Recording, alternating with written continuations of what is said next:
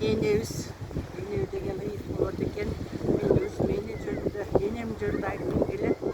Өйткені мен енем келешек киіп, белдемшек киіп, Қырғыздың келген нұқыра қырғыз киімдерін киіп, бізді чоңойтпаған.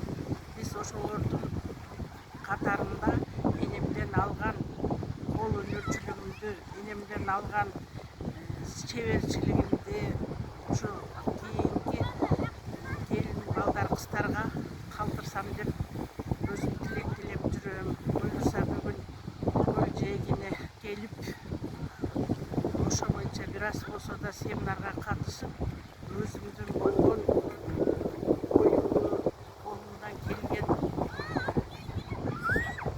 Кыргыздын каада салт боюнча кийген кийимимди, жасаган иштеримди көргөзгөнгө келдим.